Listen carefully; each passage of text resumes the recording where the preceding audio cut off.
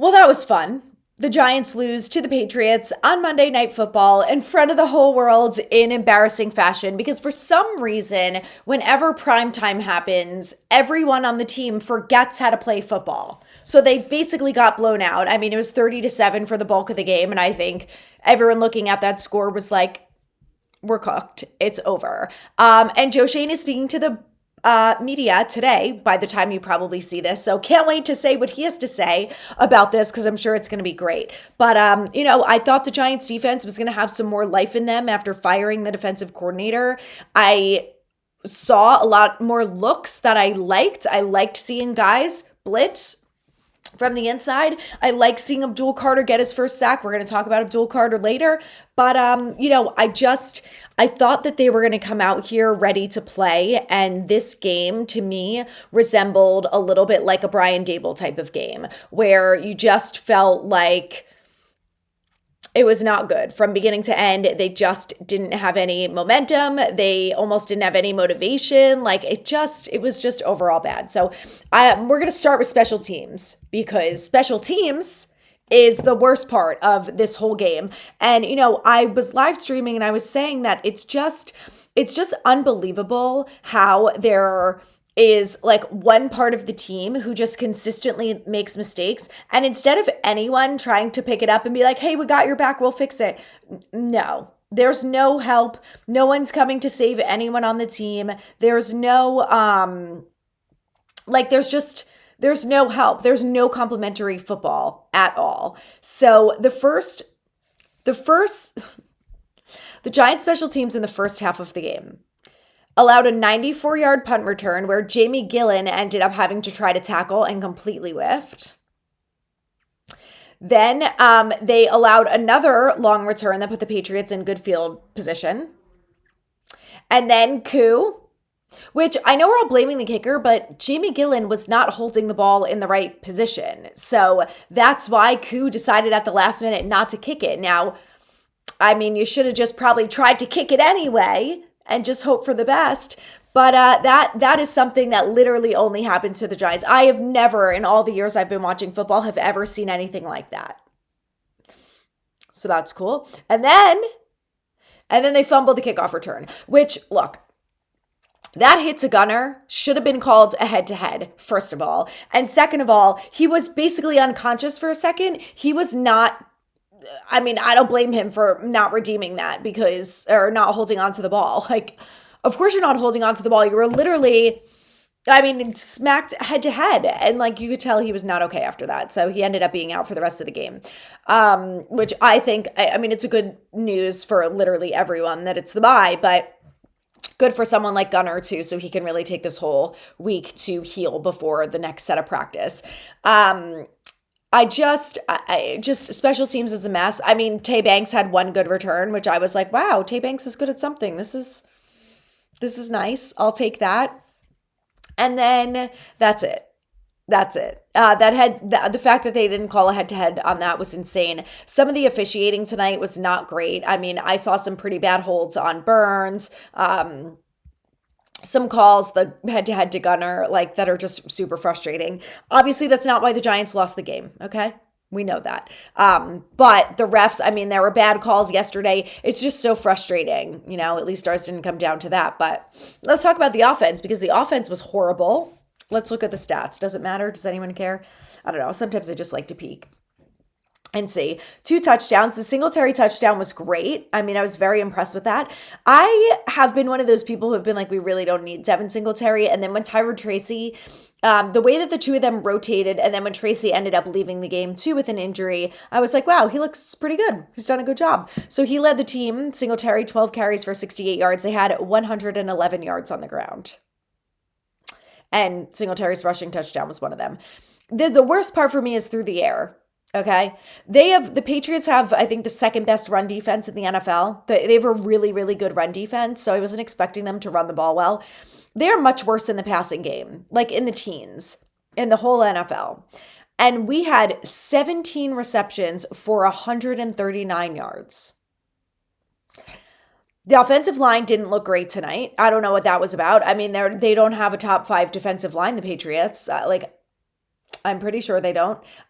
There's no one this isn't the Broncos defense. Like, I know they're good, but they're not blitzing the shit out of people and giving the quarterback no time to throw. So that was bad. What also was really annoying to me is the fact that Isaiah Hodgins had one target. Like, I know that Jackson Dart hasn't played with him, but neither did Jameis. So, one target on the guy who, out of everyone, is probably one of the more reliable people. And, while we're talking about reliable, let's talk about Theo Johnson. I tried to be optimistic that I felt like they were having good momentum. Maybe some of the drops were, behind us. And then Theo Johnson, the touchdown catch, maddening. The one earlier, awful. Then he had another one later in the game. I mean, out of 8 targets, he had 3 receptions. And then, Wan'Dale 7 for 8 for 34 yards. And Singletary was 3 for 3 for 34. Darius Slayton led them with 41 yards. And that touchdown. I mean, what a joke. Just what an absolute joke. To me, Jackson Dart he's not playing like himself out there. He is when it comes to running, which we'll come back to that. But his footwork, on that last throw to Slayton, which went through Slayton's hands, like should have caught that too on the final drive. His footwork, I'm like, what are you doing, dude? Like, he's literally hopping between his feet and like looked like he was jumping as he threw the ball. And I knew there was pressure coming at him, but sometimes I feel like his footwork needs a little bit of help, especially on the deep ball, because it hasn't been amazing this year. So I don't know. I'm sure it's not the concussion, but there's a part of me that thinks like maybe he's just a little rusty. Even though he was practicing a little bit, it's obviously different. This is why I was preaching for all the people who are like, Jackson Dart shouldn't play. Yes, he should. Could you imagine if he went from the concussion and never played again until next spring, and then it's going to take him a couple games to warm up and be ready? Like, he needs these reps. They're so, so valuable. And even though tonight was an awful game for him, it's still... This is the stuff that he has to work on, the footwork, the timing, the pressure, all of it, like stepping into the pocket and throwing the ball instead of always taking off. He went 17 for 24 for 139 yards and 1 touchdown. And had 4 carries for 20 yards. So, Anyway, I know he doesn't have the best wide receivers, but Jameis Winston was able to do a hell of a lot better the last 2 weeks, which is crazy. Also, Jackson Dart got very lucky with some dropped interceptions tonight. So I just think he looks a little rusty. I'm not panicking. I'm not saying, oh my God, I hate Jackson Dart. We need a new quarterback. He just looked rusty. That's it. So they're going to have a bye week now, and we'll see how he comes back against Washington. But obviously, some things to improve upon there. The thing that upset me the most about Jackson Dart was that hit that he took going out of bounds. Go out of bounds. Go out of bounds. And then after that hit, you could tell he was more careful. I watched him on those runs with the way he dove forward. Not great, but fine. Fine, he got people off his back, and then he slid. I'm like, you know how to do it. Just do it. Just do it. I know that the competitor inside him just takes over, and he's like a one-track mind, like, get the first, get the first, get the first. And this is what he says in his press conferences. I'm always going to try to get the extra yard. At what cost? He is so lucky that he did not hit his head on that play, because it would have been another in the concussion protocol. So, I thought that hit was tough, but like, you got to get out of bounds and you got to save yourself there. So anyway, post bye week, I really want Jackson Dart to look a little more settled back there, because I could just tell he was not okay. And it was the same thing, like I was laughing because a few weeks ago when, I don't know, someone missed a kick, Burns, it was right after, it was the game where they got the turnover and Burns batted, I think, got a hand on the ball, and Abdul Carter returned it. And the Giants were so close to kicking a field goal. This was when Dable was still the coach. Oh my God, what game was this? I don't know. The Bear. It was before the Bears game. Anyway, they missed the field goal and they panned to Burns and he's just like, oh. And then today, after a coup with the kick, they pan to Jackson Dart and he literally goes, "Oh my God." And I'm like, this is when he's realizing that he got drafted to the Giants. And if they don't do anything, we're all in trouble, himself included. So anyway, let's talk about the defense. Let's talk about the good first, because I know you're going to be like, what good? There's some good. Okay. The first thing is this: Charlie Bullen was more aggressive and his play calls tonight were a lot better. I saw guys blitzing who I've never seen blitz before, which was Zaire Burns, who's our like third string linebacker. Makes me a little worried that he's blitzing, but don't care. Like it. Whoever needs to get pressure, get pressure. And then Drew Phillips. This is the stuff. I know you can't overhaul the scheme in 1 week, but I like it. You can change the calls. And it felt like he had the players ready because they knew what to do. More so than the offense. Like, I don't know why the offense tonight looked like they all were very confused, because there were quite a few times where I was like, we're going to get a false start penalty or delay of game because people are talking and moving and no one looks set. Don't like that. Anyway, so I liked some of the play calls. I liked the more aggressiveness. I liked different blitzers. I felt like they played, when they did play zone, it was tighter coverage and the players weren't all over the place. And, look, the man-to-man coverage, like when you don't have good corners, it's not great.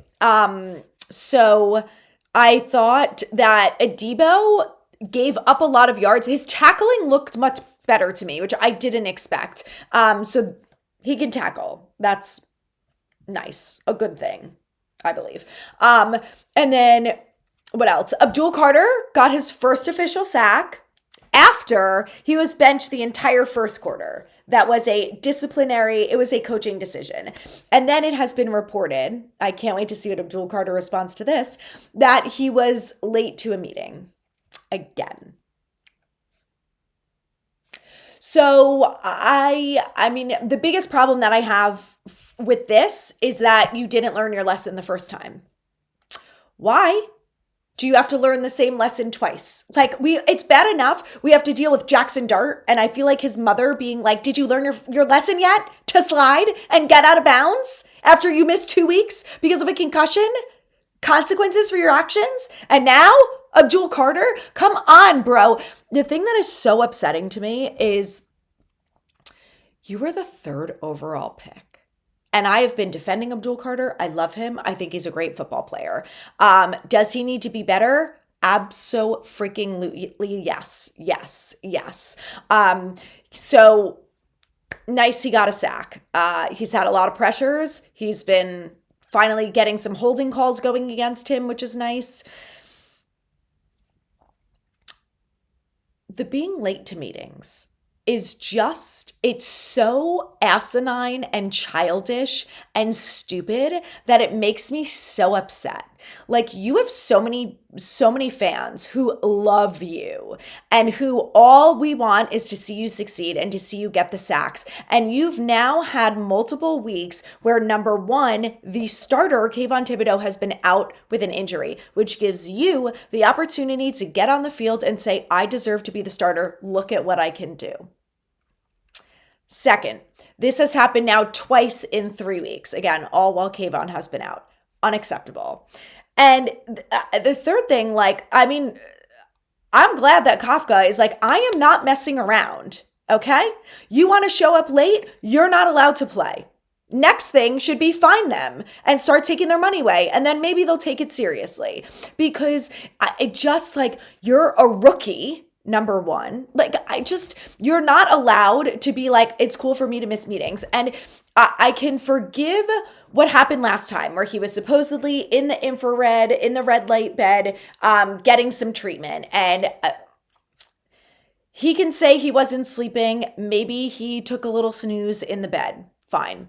It happened once For you to be late to anything after that is unacceptable, especially after the media storm it caused, especially after you felt like you had to go out there and defend yourself on Twitter, especially after your team is already the laughingstock of the NFL and everyone had high expectations for you that you were going to be Micah Parsons this year and you were going to come in here and you were going to have sack after sack after sack. You asked Lawrence Taylor for his number.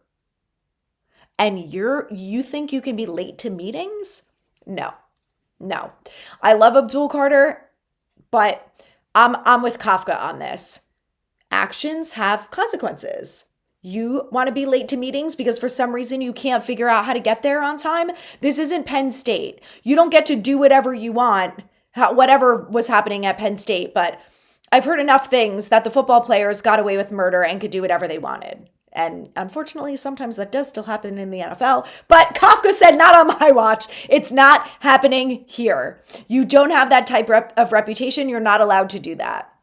So I like it. I mean, and the thing is like Brian Burns, out of anyone, should be like, oh, well, if I'm a couple minutes late, it's fine because I'm literally the best goddamn player on this football team. So if I want to be a douche, like I can, but he never would because he's not that person. So again, I can forgive Abdul Carter for the first time, but the second time, like, what are we doing? I know that Kafka changed his schedule, but it's not that hard to use a calendar. You know? Rules are rules. So anyway, I am really frustrated with that whole situation. It's very upsetting to me on a lot of levels. So I just want him to figure it out because he's a good football player when he's on the field. Why would you ever want to jeopardize that? Again, it's not that hard to be somewhere on time, especially if you're already in the building. If you have questions, ask. I don't know what time the meeting is. Ask. Brian Burns, Dexter Lawrence, they'll tell you. Charlie Bullen, they'll tell you. Anyway, the defense sucked and they gave up 30 points. They did make a couple stops, like a couple times they held them to a field goal in the red zone. Three times they held them to a field goal. And then they just gave up massive chunk plays through the air. Massive. Paulson and Debo, I mean, Hunter Henry, do we even care how many yards they had? Probably not. But I'll tell you what, it was a lot because they weren't stopping anyone. Just awful. Absolutely awful. Drake May, 24 for 31 for 282 yards and 2 touchdowns. He did get sacked 3 times because we were more aggressive. Anyway, and they had 282 yards through the air and 2 touchdowns. Only 119 yards rushing. Almost 300 through the air. So, it's fun to be a Giants fan. Anyway, it is the bye week now. Thank God. Everyone take a week off of Giants football and enjoy. If you want to stick around and are interested, because it's a bye week, we're going to have a couple less videos than we normally do. But next week, we'll be back to speed, 5 videos a week. But this week, we're going to talk about Joe Schoen and whether or not I think he should stay on as GM of the Giants.